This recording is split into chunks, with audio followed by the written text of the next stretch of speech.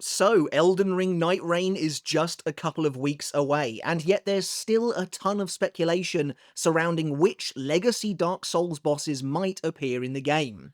Yes, that initial reveal trailer at the Game Awards was a bit of a rollercoaster, to be honest, capped off by the shock surprise appearance of the Nameless King, a returning boss from Dark Souls 3.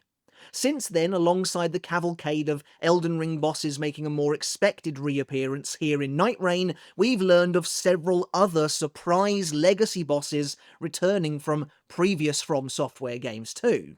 The Centipede Demon from Dark Souls 1 and the Duke's Dear Freya from Dark Souls 2, to name just a few, although there are some other bosses whose returns have been confirmed via leaks. So, it's the run-up to Elden Ring Nightreign, and in today's video I wanted to list 15 potential returning legacy bosses who would make awesome additions to the land of Limveld.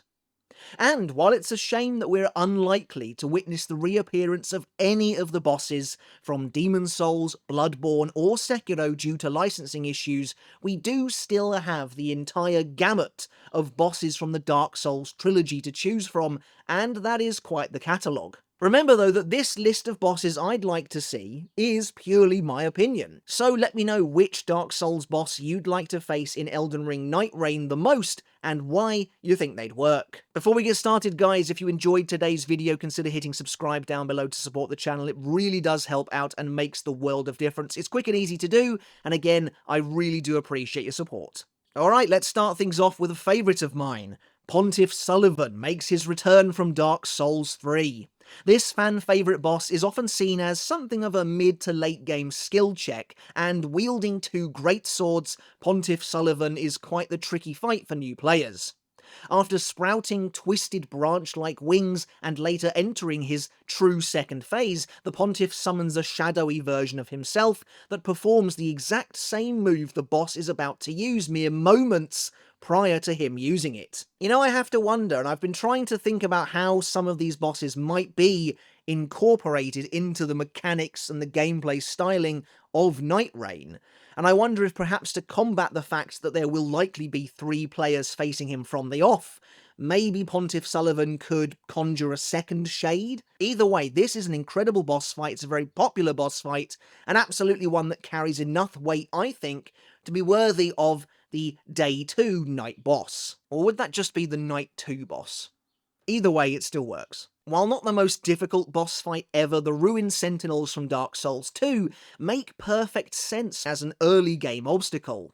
Found in the Lost Bastille, the Ruined Sentinels are a trio of golden-clad enemies who take on the player at the same time, though it's absolutely possible to stagger the way in which you face them, because that's how that fight is designed from the off, and it's for that reason that I think they'd work well here in Nightreign. Obviously, the optimal way to play this game is as a trio, that's essentially how it's been designed, which puts you on even footing with the Sentinels this time. But to make things a little more challenging, they could be hidden, they could again be staggered, forcing the individual players into battles with each one, or risking an ambush, and presumably they would also be tweaked a bit as well to make them stronger. And to be honest, that goes without saying for pretty much every boss on this list. Another early game boss that I think could work well in Nightreign is Vort of the Boreal Valley from Dark Souls 3. Now again, Vort isn't a particularly difficult boss, he's a very, very early game boss, but I think his second phase would actually make for an interesting battle here in Nightreign. Vort wildly charging across the battlefield like an animal would make for an unpredictable turn when there are more potential targets. Which player is he going to suddenly lunge for next? There's not really much else to say, but if Vort is made suitably powerful to the point where his charges could do real, potentially devastating damage to whichever player is caught unawares, then suddenly this fight gets a little scarier when you realise you have no idea who he's targeting next in your trio. The Bell Gargoyles from Dark Souls again feel like a boss that is a perfect fit for Nightreign. A team of 3 players going up against 1 or 2 gargoyles initially, only for more of them to flood the arena and potentially box players in, seems like it would work well. Although only 2 of them appear in the original game, and the second gargoyle plays much more of a supporting role, appearing with less health, and mostly only breathing fire, I could see these being being adapted again a little bit to fit Nightraign's team-based and more frantic approach. For example, the players discover 2 gargoyles initially, and then a third one surprises them in the same way the second one does in Dark Souls. My favourite boss from Dark Souls 2, and the one I'd like to see return the most from that game, funny how those go hand in hand, is the Looking Glass Knight. This mirrored monstrosity is easily Dark Souls 2's coolest and most atmospheric boss fight, and I always thought the way he summoned additional knights from within his glass shield was very creative. While again, Looking Glass Knight isn't all that difficult, there are a few ways in which he could be adapted for Nightraign. Principally, I could see him conjuring more knights from his shield, giving 1 or 2 of the Nightfarers something else to deal with during the battle. Plus, I can't help but feel like Looking Glass Knight would benefit greatly from a shiny new graphics overhaul, no pun intended. The thing with adding in some of these individual enemy boss fights from the older games is that they are a lot simpler. Generally speaking, they are a lot less mechanically complex than the bosses from Elden Ring, which will be making up the vast majority of the boss roster here in Nightraign. So I do think that bosses like the Looking Glass Knight, who, difficult in his own way, I guess, when you're going up against him on his own in the context of Dark Souls 2, he's just simply nowhere near as difficult as a lot of the singular bosses in Elden Ring, who are generally speaking a lot faster, have massive combo strings, leave virtually no time for you to get an attack in whatsoever. A boss like the Looking Glass Knight, who has well-telegraphed attacks and leaves himself with wide openings, prolonged openings, is going to go down like that in Elden Ring Nightreign, so I do think they need to have a substantial boost to both their health and their power. Next up, while not the most popular boss on this list, I can't help but think the Crystal Sage from Dark Souls 3 would work well in the context of Nightraign. Time is ticking down as the Ring of Rain closes in around you, and yet you and your team are wasting time hunting for the real Crystal Sage amongst an army of his clones. Again, this can be adapted to better fit the context of the game.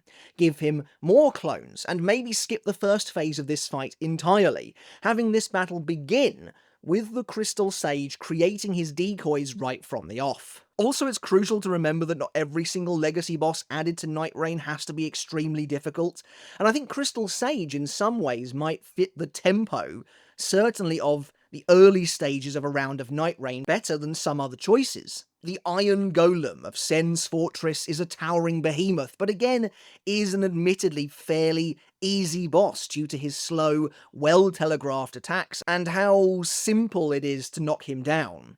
However, buff his health and his damage considerably, and I think you have the makings of a perfect day 1 legacy boss, one who feels like a huge, hulking raid boss for 3 Nightfarers to tackle together in the middle of Limveld. The Burnt Ivory King of Dark Souls 2's Crown of the Ivory King DLC would make for a perfect boss in Nightraign due to the nature of his fight. From what we know, from what we've seen, from what we experienced in the network test, Nightraign features at least a few boss fights involving team-ups against the players, where the team-up is led by the stronger boss and then flanked by the weaker ones, for example, the Tree Sentinel and Royal Cavalryman boss. The exact same formula could work here, with the Burnt Ivory King flanked by the Charred Lois Knights, who battle alongside him in the DLC. And while you might not have the friendly Lois Knights by your side, you should, hopefully, have 2 additional players to balance things out. The Abyss Watchers feels as though it could be a similar fight to the Burnt Ivory King here in Nightraign, albeit changed up slightly. In Dark Souls 3, you fight a single Abyss Watcher until they reach about half health, after which a second Watcher rises from the ground to take you on as well. If you survive long enough against this duo, a third Watcher appears and begins fighting alongside you. But I wonder if in Nightraign they kind of scrap that whole infighting mechanic that made this boss so unique, admittedly, and simply have the third Watcher try to attack you as well. Once the Watchers are down, the fight could either end, or then transition into the second phase from Dark Souls 3, where a single Watcher grows incredibly strong with their blade now wreathed in flame. As perhaps the single most iconic FromSoftware boss in history, Ornstein and Smough from the original Dark Souls really do deserve to appear in Nightreign, and I think they'd work quite well. Initially fighting as a duo, Dragon Slayer Ornstein glides across the battlefield, poking and swiping at you with his lightning-charged halberd, while the gigantic executioner Smough topples the various pillars around the arena with his colossal hammer. And I think fans would love to see the return of what is arguably Dark Souls' most famous boss, and go up against the duo as a team of 3, before one of them inevitably supercharges themselves with the power of their fallen partner. Lothric and Lorien, one of the endgame bosses of Dark Souls 3, would make for an interesting night boss here in Elden Ring Nightreign. Lorien, the older brother, teleports around the battlefield as he drags himself along the floor, and in a similar vein to how the Vort fight could play out in Nightreign, Lorien teleporting to any one of you or your teammates adds an air of unpredictability to the fight. The battle could begin with the boss's second phase, where the younger brother, Lothric himself, clings to his older brother's back and uses spells to attack you from afar. Would the Pursuer work in the context of Nightreign?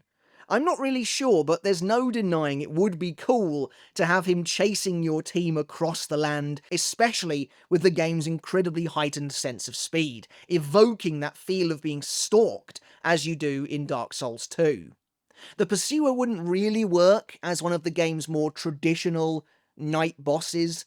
Instead, it could be a roaming boss that hunts you down relentlessly, and maybe even intervenes at critical points of a round if you're unlucky enough to stumble upon him during your run. The enormous dragon boss, Dark Eater Midir, again found in Dark Souls 3, would be an absolute spectacle to do battle against in the lands of Limveld. Of course, those who have played Elden Ring are no stranger to dragon boss battles, and there will be dragons to fight in Nightreign, and I can't help but wonder if they're planning on bringing any of the Shadow of the Erdtree bosses back. I don't think we've heard of any so far, but if they do, maybe Bale will be one of them, but Midir could easily be the dragon boss to end them all, while also providing some representation for the Ringed City DLC. Though, to be totally honest, I mean, several of the bosses from the Ringed City would work really well here in Nightreign, from the Demon Princes to, of course, Slave Knight Gale himself. For the penultimate entry on this list, well, I'm potentially reneging on a point I made earlier about the most iconic Dark Souls boss. Sure, Ornstein and Smough probably have that honour locked down, but likely their biggest challenger to the title is of course Knight Artorias, and absolutely another fan favourite boss who deserves to make an appearance here in Nightreign. A character defined by both gallant heroism and sacrificial tragedy, Artorias, having succumbed to the Abyss, fights like no other boss in the series, making for one of the absolute best one-on-one duels FromSoftware has ever made. However, I'd like to take his appearance in Nightreign a step further by bringing his story full circle, and having his faithful companion Great Grey Wolf Sif fighting by his side as a duo boss on the plains of Limveld. Now, these guys weren't made to be fought together at the same time, but Nightreign feels like such a different beast, and with 3 players at once, I think it could work, and make for the ultimate love letter to the original Dark Souls at the same time. And finally, the last of these 15 returning legacy bosses that I'd like to introduce is none other than Sister Frieda from Dark Souls 3's Ashes of Ariandel DLC. One of, if not the toughest boss in the entire game. Dark Souls 3's only 3-phase fight, Sister Frieda is an endurance test unlike anything you've experienced by that point. Honestly, Frieda's inclusion I think would be quite straightforward. She would just represent a huge climactic boss battle with 3 very distinct transformative phases that would make for a fitting challenge before facing off against a Night Lord at the end of your run. I wonder, In Dark Souls 3, Father Ariandel joins the fight as of the second phase, but maybe here in Nightreign, he'd simply be fighting alongside Sister Frieda from the start. And then, of course, once the second phase is bested, Father Ariandel is brought down, you think you've won, Sister Frieda becomes Black Flame Frieda in one of the most terrifying and unexpected reveals I think I've ever experienced in a Souls game. If Elden Ring Nightreign is somehow capable of bringing that sensation to a whole new audience of players, that would be a really awesome thing to be a part of. Alright, but that's it for the 15 legacy bosses that I'd love to see return in Elden Ring Nightreign. Honestly, there are plenty more that could have made the list. And for starters, I wonder if any of the gimmick bosses would work here at all. I feel like a boss like Rykard could maybe work with some retooling, but for now, these are the enemies I've picked. I tried to go for a variety here, and of course ensure that each of the games in the trilogy is at least somewhat fairly represented, but of course, make sure to let me know your thoughts down in the comments.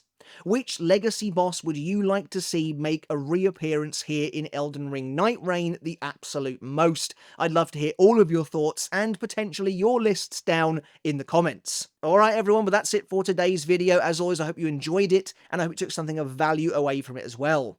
Let me know down in the comments, are you excited for Elden Ring Nightreign? Will you be picking it up on May the 30th? Consider hitting subscribe if you haven't done already. Support does mean the absolute world. It does make an enormous difference, and a huge percentage of my viewers aren't currently subscribed. So if that's you, and I know it is, I know it's you, consider hitting subscribe down below to help support the channel and push us towards our next subscriber milestone. It does make all the difference, and it is extremely appreciated. Okay everyone, until next time, I'll catch you later, and let's talk games again.